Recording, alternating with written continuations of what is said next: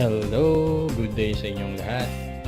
Sa video ito, papakita ko sa inyo ang aking circular saw. So, hindi ito unboxing video. Nabuksan ko na siya. Nagamit ko na siya before.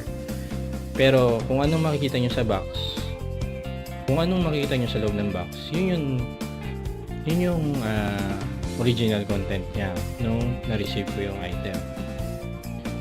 Okay? So,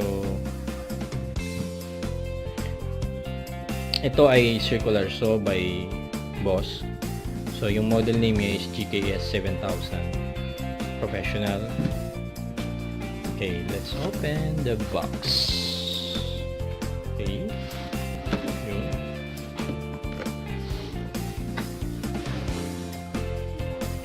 Yun.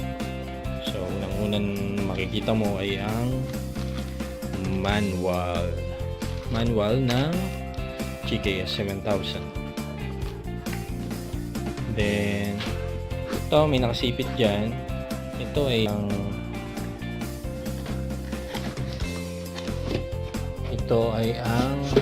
parallel guide, no?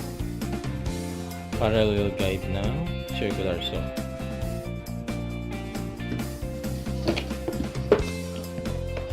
Then, pag inopen pa natin, so wala na tayong ibang makikita sa loob kundi ang circular saw. Yan. Meron pa pala yung blade. No. Yung blade. So ang blade ng circular saw na to ay 7 1/4 inches. So typical size yon para sa mga hindi pa nakaalam. Ang 7.5 inches ay ang typical size ng blade ng circular saw. No. So, ito ay kasama ng item, no. Pero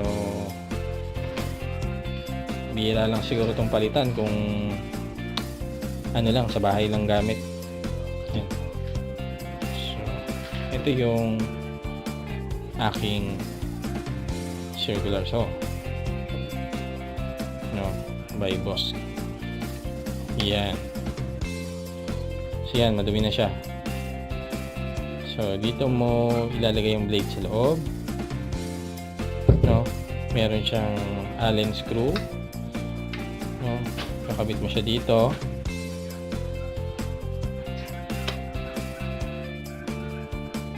No, kakabit mo siya dito. Sige, kabit natin. Kung may oras tayo, sige, kabit natin.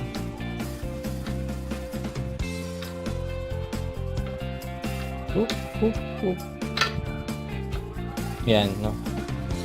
Nakabit ko lang.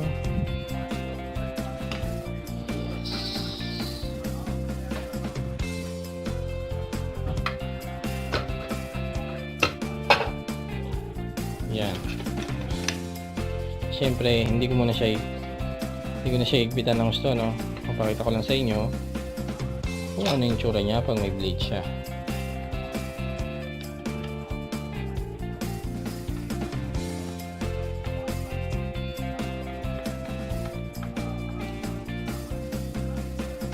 Yan.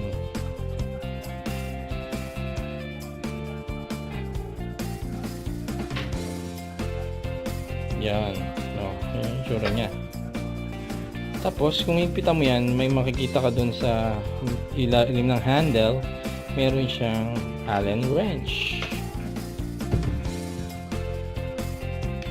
So, yan yung panghigpit sa kanya. So, typical naman halos lahat ng circular saw. No, kahit anong brand yan. So, ito yung lock. I-press mo siya, then ito panghigpit. Para hindi gumalaw yung ating shaft, press it, then pwede mo na siyang higpitan. Oh. Pwede mo siyang higpitan. Yun. And then, yan. Ano pa ba? Yan. Turo ko sa yung parts. So, ayan. Automatic to. Yung protector ng blade sa ilalim niya. Yan. Automatic yan. Pag nag-feed ka, nung naka-expose lang yung tumatabas sa trabaho mo. So yung back part hindi na yan na-expose nung naka ano siya, naka-protection itong block na to. And then yung base, anong meron sa base? Sa harapan niya, so may adjust natin yung angle ng blade. So pwede yung 90, pwedeng 45, no? Actually yung base yung gumagalaw, hindi yung circular. So itong base siyang nagpo-45, siya yung nagna-90. And then ito, so dito yung ina-adjust. And then ano pa? So pag may nakita kang block na ganyan, normally diyan nakalagay ang carbon brush. So yung carbon brush, pinapalitan siya pag pudpud na. Ngayon magkabila. So meaning dalawang carbon brush meron dito. And then ano pa? Sa likod meron tayong adjustan. Itong lever na to, pag inangat mo yan, may adjust mo yung depth ng circular saw. Kung paano yung bow niya dun sa yung ayan nakataas no. Kung paano yung bow niya sa tool, sa yung lalagariin no, sa yung specimen. So kung halimbawa mga 3/4 plywood lang, so enough na siguro mga ganyan, tansyahan na lang no. Tapos bababa mo siya ulit para malak siya. Bababa mo yung lever na block. Yan, lock na siya dyan. So kung mas makapal, edi baba mo pa ng gusto. Yan, baba mo ng gusto. Tapos wag mo lang kalimutan na i-baba rin yung lever para malak siya. Okay, ano pa yung parts? Ito. So dito kinakabit yung dust adapter, no. Kasi dito rin lumalabas yung dust na galing doon sa nilagari mo. So kung ayaw mong malikabok, kakabitan mo siya ng adapter, then diretso sa vacuum. Pero unfortunately, pag bumili ka ng unit, hindi kasama yung adapter, so maghahanap ka ng adapter. Pero normally halos lahat ng gumagamit ng circular saw, hindi na nilalagyan ng adapter. So wala naman halos impact kung meron, malikabok nga lang. Okay, then ito ang trigger, then ito ang lock, no. Yeah, ayun lang. Ano pa?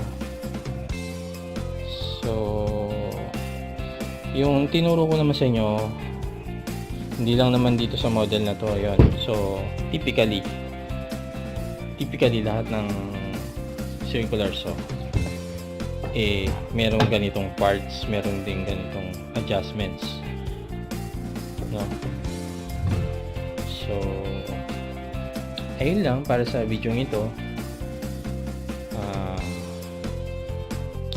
Thank you for watching.